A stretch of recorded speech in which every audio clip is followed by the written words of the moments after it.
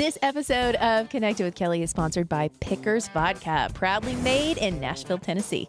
So Pickers is a tribute to the musicians whose sounds fill the air in Music City.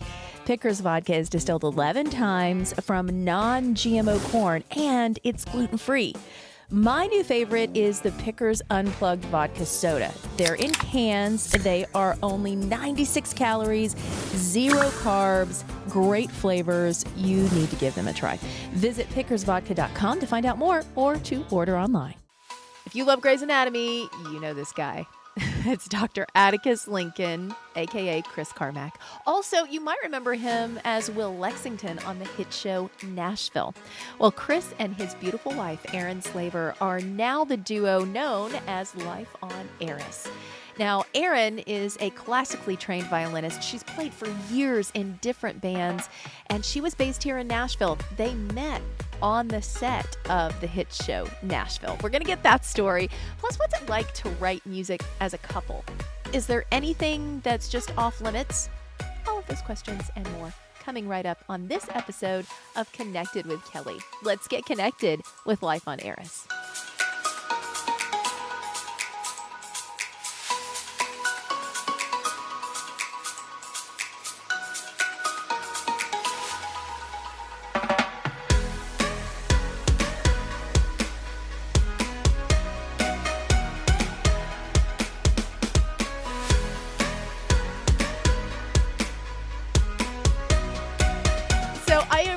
Excited to talk to you guys about Life on Eris. This is such a cool concept. How did it all start?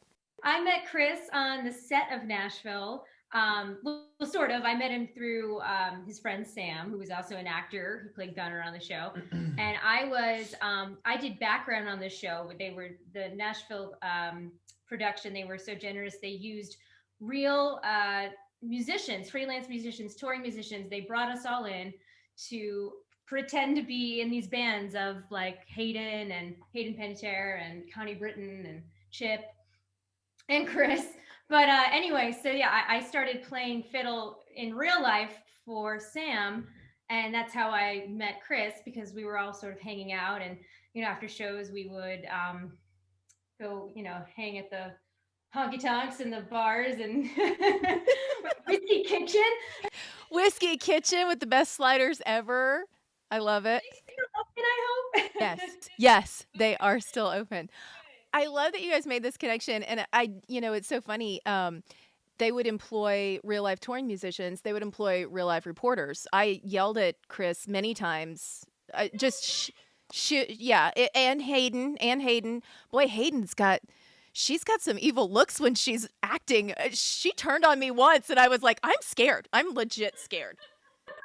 She can hit you from across the room with a look. Yeah, I remember it was a thing. So you have this, friendship that develops. When did you know it was going to be more than just a friendship, Chris? Oh, well, so we were friends for a while. And then, I actually remember the moment. I was sitting outside the turnip truck, having some lunch, and she came bounding out with this big smile on her face. And she told this horrible story about this horrible mini tour she just went on, and how she didn't get any sleep, and it was a big disaster and all this stuff. But the whole time she had this big smile on her face, and I was like, oh, I think I'm gonna date her. That's funny. And then I started, texting her and asking her to do stuff, and she, to her credit, showed up. And we started dating, and then and then it just went downhill from there, like in that snowball kind of way. Yeah, wait, what do you mean? Not in that like broken leg rolling down the hill, accumulating injuries kind of way, like the snowball kind of way. That. Quit digging, Chris. Quit digging. Just stop. Okay. And then it went right off the edge of the cliff. Into oncoming traffic. Right. It was just all of those things. Here's the interesting thing too. And Erin, I know that you've been an accomplished violinist for years and touring, and then Chris coming into the character. Were you already into music? I know you did theater in your past, but were you already in love with music before you got the role on Nashville? Yes. I was actually for many years playing guitar in like a blues band out here in Los Angeles. And I was doing open mic nights with my own songs that I had written. And actually, when I first went to Nashville and sort of got plugged into the whole sort of studio world, I made an EP of my own songs that I had written before I even came to Nashville. Of course, since then, I've learned a lot about songwriting and songcraft, and continue to learn more. And we're constantly doing it. We sit down and work on songwriting every day. I want to talk about that because my husband and I have been married for a number of years, and we're super honest with each other. But writing a song together, I think, is a level of vulnerability that has to be very interesting to tap into. What was it like the first time you guys decided to write a song? How did that all come about? Well, I'll tell you this, Kelly, it gets better. Okay, good. It's better, yeah. No, because we've been writing together for a couple of years. We started sort of casually writing together, and we were writing together for projects other than us, which is way easier. Yeah, it was a good way to ease into the process. I was going to say, there was no pressure for this has to work for both of us. It was like, no, this is for a different artist, and it was just fun. We were just having fun. So once we started writing for us, it got a little more complicated and a little more intense. Yeah. And we're learning, we're getting better. Things have gotten a lot better. Yeah. But it's hard. It's hard, Kelly. Well, and that's the thing too, because everybody has their own vibe. Everybody has what they think is going to sound good. I mean, I don't know how that would work with my husband, and I could see him coming in saying a line, and I just look at him and go, "No, that's terrible. What are you thinking?" So, I mean, how do you approach that? There has to be a different level than, handling it in your marriage versus handling it in a songwriting session.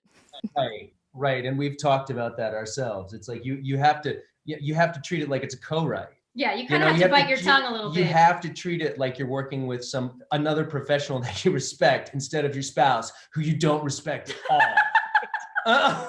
I'm taking notes. Hold on, I'm going to write this down. Okay, respect. Got it. Treat it like a co-write. This is good. This is all good. You feel like you can be a lot more truthful with your spouse, which I think is a great thing in a way, because you sort of filter out, this song's not working or this line's not working. You can do it faster, Yeah.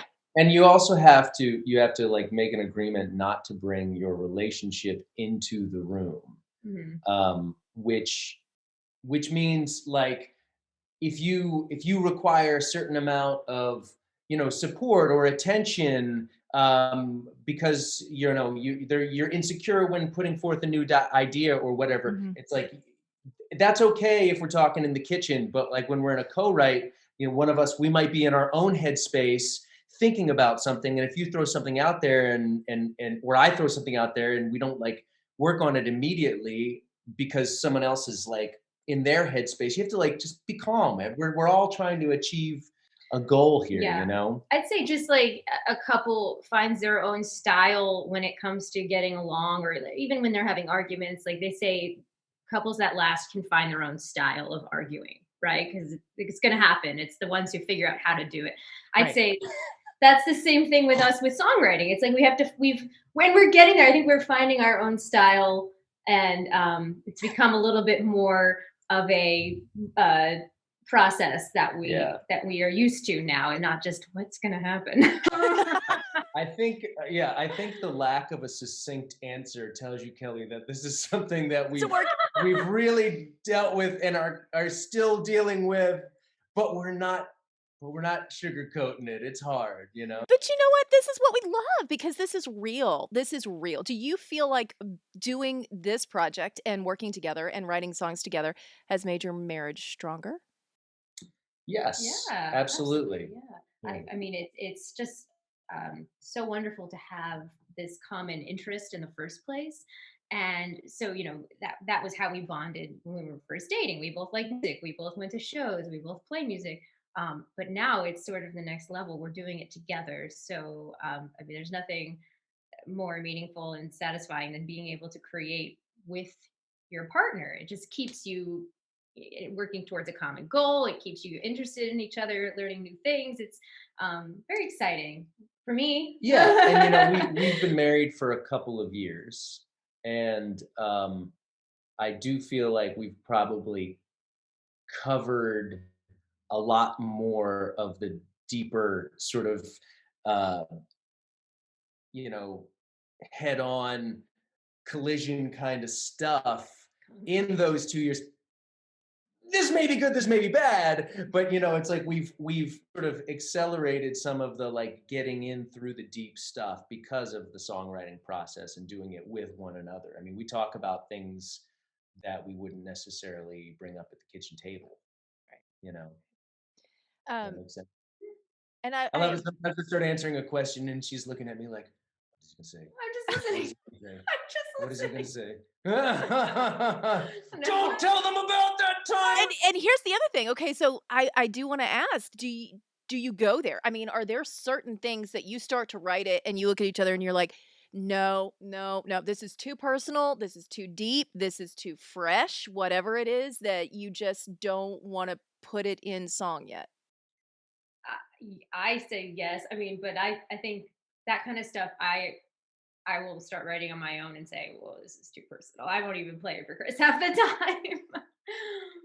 I don't know about you. Yeah, I write a lot of joke verses that I play for her. That's true. So that's how I get it out. Yeah. That's how I get it out.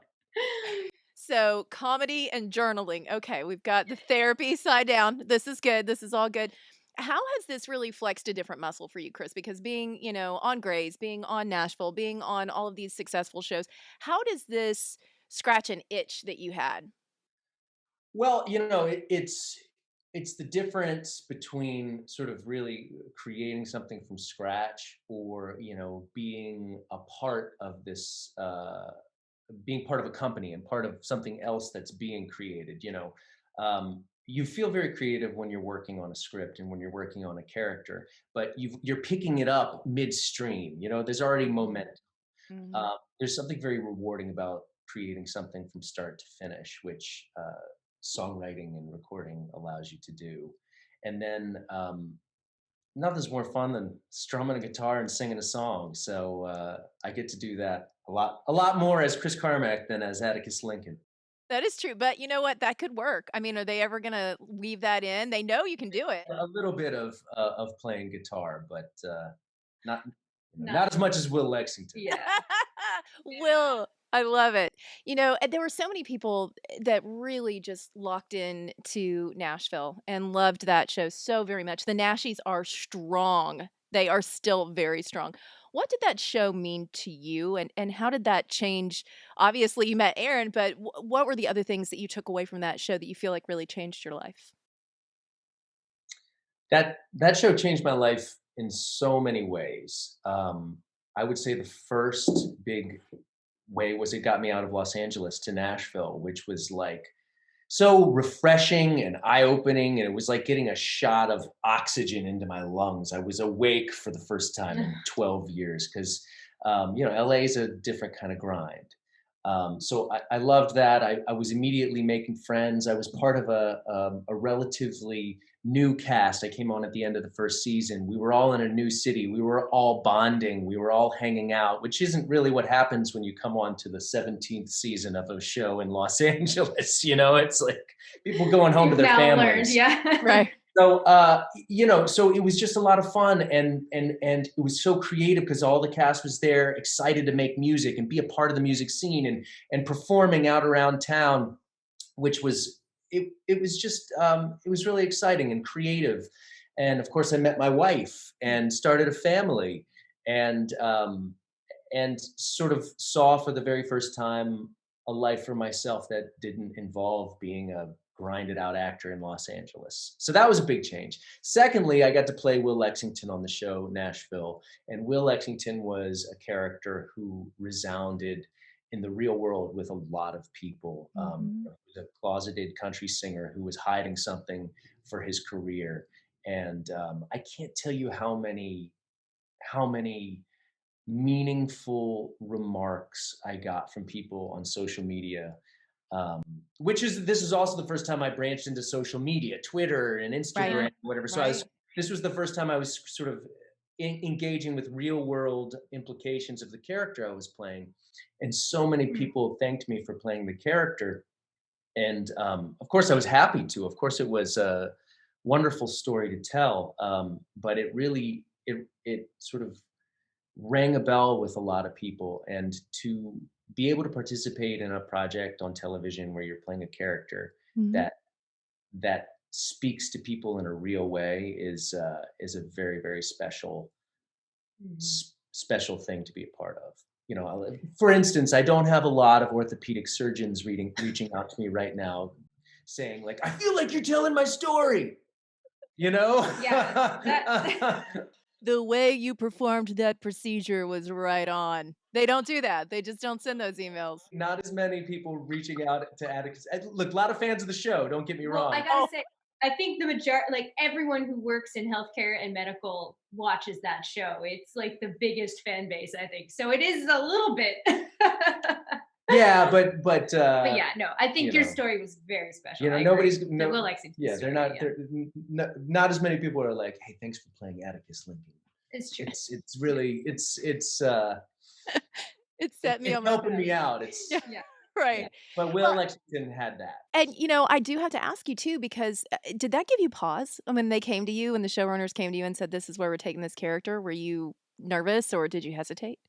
No, actually, they they had that conversation with me right, before I even accepted the role, because they wanted to just make sure I was game, and I was very excited about that because I thought that's what a great story to tell, yeah. and it meant this character was going to have a longevity and some meat on the bone, and Mhm. yeah, no, so didn't give me pause. It made me put the pedal to the metal, say full throttle. Let's do it. Give us a little detail on Life on Eris. Obviously, it's a play on both of your names, but I know that there's even more meaning to that. So, Erin, give me some of the scientific behind it. Oh, Mm. sure, the science. Give me the science. The science, it's very impressive. It came from my 4-year-old book on outer space. We were reading it one day, and I read about planet Eris, which is a dwarf planet in our solar system. And it is named after the Greek goddess of strife and discord. So when I saw that there was a double meaning, that was when, Chris and I had actually been talking about, should we ship our names for this band?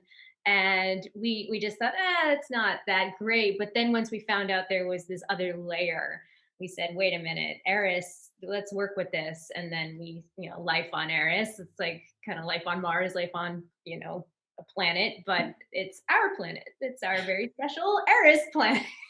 Little did you know your planet was going to be a complete bubble for all of 2020, right? So you really got I almost wish Get me off this planet. I almost wish Eris wasn't a ship of our names because I Oh like yeah. because I like the name as the meaning we really kind of intended so Right. much. I think I would have picked it even Oh no, but I think anyway, it's but just perfect for us, and it's sort of what we've done, not just with the music being very open and honest, but even with what we present on for social media on our right. content.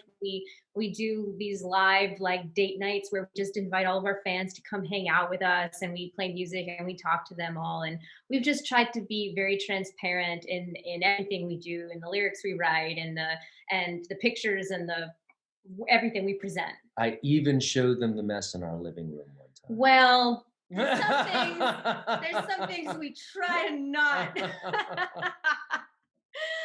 Listen, as a wife, I don't know if that I would go there. Like, if my husband showed you the mess that's happening in this basement beyond what you're seeing in this little corner of the world, I love home because our house looks so clean right here.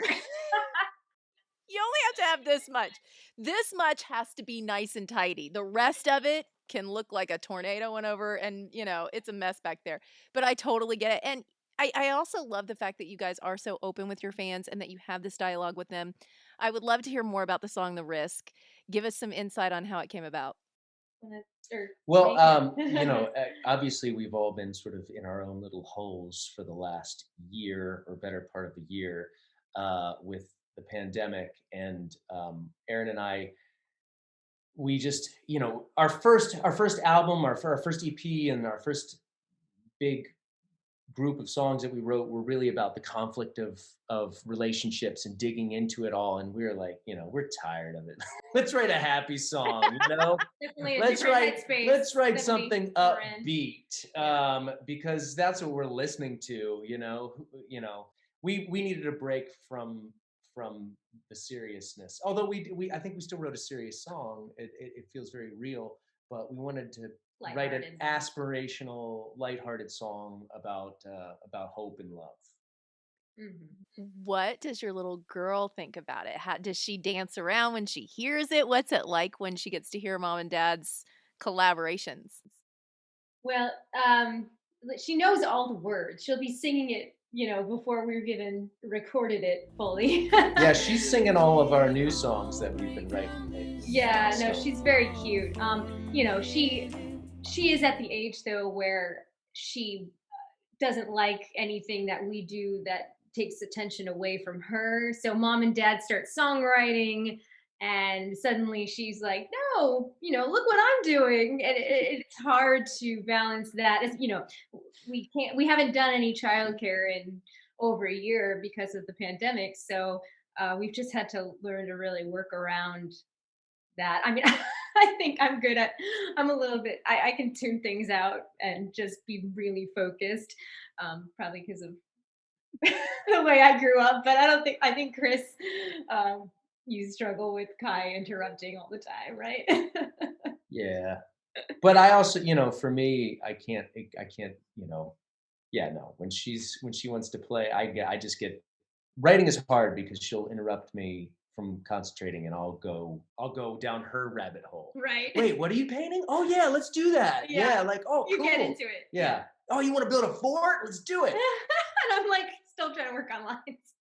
Okay, but I'm going to put this out there. Life on Eris includes a kids album that's full of kids music because that's part of what Life on Eris is all about, right? So just throwing it out there, friends. Great idea. Good. We should think Right. about that. I get a third. That's all I charge is a third. So you just let me know. I mean, I got it in the room. Just watching you two together and knowing that you're having fun and that you're creating this. I mean, it was a big risk, obviously, to put out something like this and to do it all yourselves. That's a little bit of a scary task. But what has the reward been like? Well, I've always said this about everything in my life. The most important thing, if you want to do something, is to do it. Mhm. Just do it. Don't let things get in your way. And when you're trying to make and release music, it can be very difficult. There can be a lot of Mhm. obstacles, especially if you are, trying to do it sort of through the channels of the music industry, which can be very sort of elusive. So when we started writing songs and creating our music, I suggested we produce it ourselves, and she was into the idea. Well, at first I said, "What?" Like I've done many studio albums with bands I've worked for before, but it's always involved so many different people, so many Right. different moving parts. So I mean, I was almost shocked that Chris would suggest that. And you know, while I think it might be sometimes it might be easier to have all those different people involved because you're allocating all these different responsibilities. Um, what we've done has been so rewarding, not only like from a learning perspective, the amount I've learned about building something from the ground up is after 10 years of working in the industry, I knew like 10% of what I know now about how to make a record. I totally get it. Totally get it. It is a learning curve, but also, you know, the interesting thing is that knowledge is something that you're always going to have. So whatever projects you enter into in the future, it's like, oh wait, I know what's happening right now. I know why you're turning that knob. Valuable information. You're so right. I mean, I think it. Who knows how it will come in useful down the road, but I'm so glad we did do it like that.